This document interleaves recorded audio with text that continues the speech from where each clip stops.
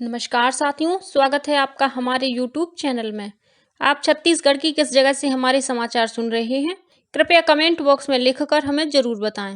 रायपुर से प्रस्तुत हैं छत्तीसगढ़ के प्रादेशिक समाचार। समाचारों के साथ मैं रजनी शुक्ला। पहले मुख्य समाचार। कल अंतर्राष्ट्रीय महिला दिवस के अवसर पर प्रदेश भर में आयोजित किए गए विभिन्न कार्यक्रम। रंग और उमंग का त्योहार होली कल देश प्रदेश में परंपरागत रूप से हर्षोल्लास के साथ मनाया गया। कांकेर जिले में आईईडी की चपेट में आने से एक ग्रामीण की मौत और कोरबा और शक्ति जिले में हुई दो अलग अलग सड़क दुर्घटनाओं में 6 लोगों की मौत, 5 अन्य घायल। अब समाचार विस्तार से। कल अंतर्राष्ट्रीय महिला दिवस मनाया गया। महिलाओं की सामाजिक, आर्थिक, राजनीतिक और सांस्कृतिक उपलब्धियों का जश्न मनाने के लिए हर वर्ष 8 मार्च को वैश्विक स्तर पर अंतर्राष्ट्रीय महिला दिवस मनाया जाता है। अंतर्राष्ट्रीय महिला दिवस पर प्रधानमंत्री नरेंद्र मोदी ने देश की नारी शक्ति की उपलब्धियों के प्रति कृतज्ञता व्यक्त की। एक ट्वीट संदेश में श्री मोदी ने नए भारत के लिए नारी शक्ति के महत्व पर जोर देते हुए कहा कि देश की प्रगति में महिलाओं की महत्वपूर्ण भूमिका है।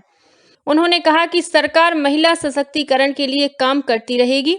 अंतर्राष्ट्रीय महिला दिवस के अवसर पर कल राजधानी रायपुर सहित प्रदेश में विभिन्न कार्यक्रमों का आयोजन किया गया। रंग और उमंग का त्योहार होली कल देश सहित छत्तीसगढ़ के विभिन्न हिस्सों में परंपरागत रूप से हर्षोल्लास के साथ मनाया गया। पूरा प्रदेश उत्साह और उल्लास के रंगों में सराबोर रहा। दिन भर लोग रंगों की मस्ती में डूबे रहे। जगह जगह नगाड़ों की थाप और फाग गीत सुनाई देती रही। शहर हो या ग्रामीण इलाके, सभी जगह सुबह से होली यारों की टोलियां घूम घूम कर एक दूसरे को रंग और गुलाल से सराबोर करते रहे। कल सुबह से ही बच्चे और युवा सभी चौक चौराहों पर पिचकारी लेकर आने जाने वालों पर रंगों की बौछार करते रहे। वहीं कुछ सामाजिक संस्थाओं ने पर्यावरण के प्रति जागरूकता दिखाते हुए सूखी होली खेलने की भी पहल की। इन संस्थाओं के कार्यकर्ता और पदाधिकारी गुलाल लगाकर लोगों से मिलते रहे और एक दूसरे को होली की बधाई देते नजर आए। शाम होते ही रंग गुलाल का आनंद ले चुके लोगों ने एक दूसरे के घर जाकर मिठाइयां भी बांटी।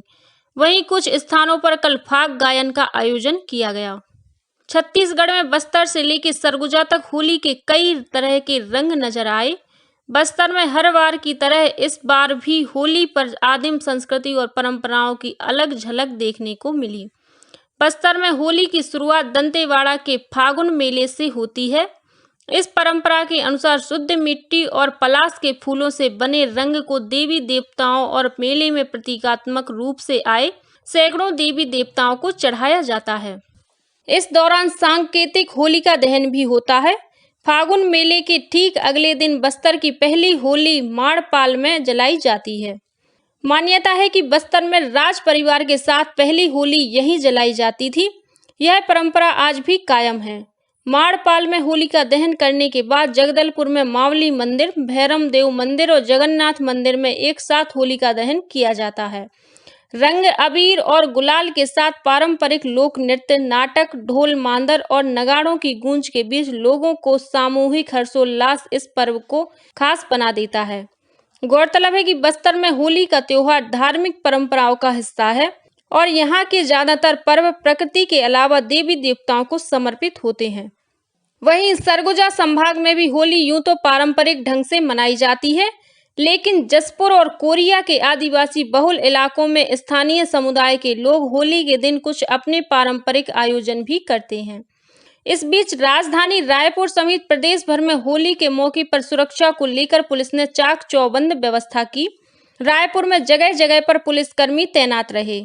शहर में चेकिंग प्वाइंट लगाकर वाहनों की जांच की गई। वहीं नशे में वाहन चलाने वालों पर भी पुलिस कार्रवाई करती रही। नगर के सभी थाना क्षेत्रों में शांति बनाए रखने के लिए पुलिस के अलावा नगर सेना के जवानों को भी तैनात किया गया। होली के अवसर पर राष्ट्रपति द्रौपदी मुर्मू, उपराष्ट्रपति जगदीप धनखड़ और प्रधानमंत्री नरेंद्र मोदी ने देशवासियों को बधाई दी। राष्ट्रपति ने एक संदेश में कहा कि होली स्नेह और भाईचारे का त्योहार है और हमारे विविधतापूर्ण समाज के जीवंत रंगों और सौहार्द का प्रतीक है। उपराष्ट्रपति ने होली को जीवन का उत्सव बताया है। उन्होंने कहा है कि होली के रंग देश की समृद्ध संस्कृति और विविधता की याद दिलाते हैं। वहीं प्रधानमंत्री ने एक ट्वीट में कामना की कि सभी के जीवन में खुशियों और उत्साह के रंग हमेशा भरे रहें। छत्तीसगढ़ के राज्यपाल विश्वभूषण हरिचंदन और मुख्यमंत्री भूपेश बघेल ने भी प्रदेशवासियों को रंगों के त्योहार होली की बधाई और शुभकामनाएं दी।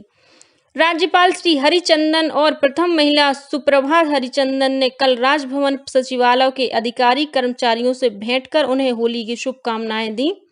वहीं मुख्यमंत्री श्री बघेल ने अपने निवास पर परिवार के साथ होली मनाई। इस मौके पर उन्होंने कहा कि उत्साह, उमंग और रंगों का यह त्योहार सबके जीवन में सुख, समृद्धि और खुशहाली लेकर आए। भारतीय सेना में JCO तथा OR पद पर भर्ती के लिए इन दिनों ऑनलाइन रजिस्ट्रेशन किया जा रहा है। यह online registration join Indian army website पर हो रहा है। रजिस्ट्रेशन कराने के लिए अब सिर्फ 6 दिन शेष हैं। रजिस्ट्रेशन कराने की अंतिम तारीख आगामी 15 मार्च है। सेना भर्ती कार्यालय रायपुर के निदेशक कर्नल नरेंद्र प्रसाद सेमल्टी ने बताया कि भर्ती प्रक्रिया में वही उम्मीदवार शामिल हो सकेंगे जिन्होंने अपना रजिस्ट्रेशन करवा लिया होगा। रजिस्ट्रेशन कराने के लिए उम्मीदवार के पास आधार कार्ड और 10वीं का सर्टिफिकेट होना जरूरी है। छत्तीसगढ़ राज्य के उम्मीदवारों के लिए रायपुर, भिलाई, दुर्ग और बिलासपुर में ऑनलाइन परीक्षा आयोजित की जाएगी। ऑनलाइन CEE परीक्षा में सफल उम्मीदवारों को भर्ती रैली में शामिल होने का मौका मिलेगा, जहां उनकी शारीरिक दक्षता और स्वास्थ्य की स्थिति के आधार पर उन्हें अंक दिए जाएंगे। अंतिम मेरिट लिस्ट ऑनलाइन CEE तथा शारीरिक परीक्षा के अंकों को मिलाकर तय की जाएगी।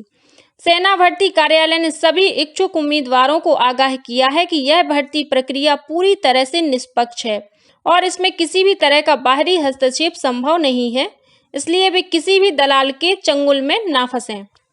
कोरबा जिले में कटघोरा बिलासपुर मार्ग पर ग्राम सुतर्रा के पास तेज रफ्तार ट्रक ने 2 मोटरसाइकिलों को टक्कर मार दी।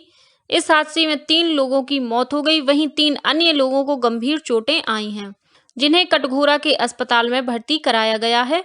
घटना के बाद नाराज ग्रामीणों ने राष्ट्रीय राजमार्ग पर चक्का जाम कर दिया, जिससे करीब 4 घंटे तक आवागमन बाधित रहा। बाद में प्रशासन की समझाइश के बाद ग्रामीण शांत हुए और यातायात बहाल हुआ।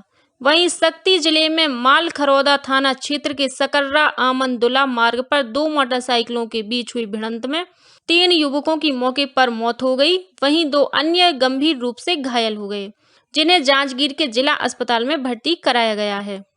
राज्य शासन ने जनसंपर्क विभाग के 25 अधिकारियों का तबादला किया है। जारी आदेश के अनुसार जनसंपर्क संचालनालय रायपुर के संयुक्त संचालक संतोष मौर्य को राज्य सूचना आयोग नवा रायपुर में प्रतिनियुक्ति पर भेजा गया है। वहीं सहायक संचालक विवेक कुमार की राजभवन से संबद्धता समाप्त करते हुए उन्हें जनसंपर्क संचालनालय रायपुर का दायित्व सौंपा गया है। इसी तरह दुर्ग के सहायक संचालक सौरभ शर्मा और जगदलपुर में उप संचालक छगन लाल लोहारे को जनसंपर्क संचालनालय रायपुर में पदस्थ किया गया है। जिला जनसंपर्क कार्यालय धमतरी की उप संचालक इस्मत जहानदानी को राज्य निर्वाचन आयोग रायपुर में प्रतिनियुक्ति दी गई है।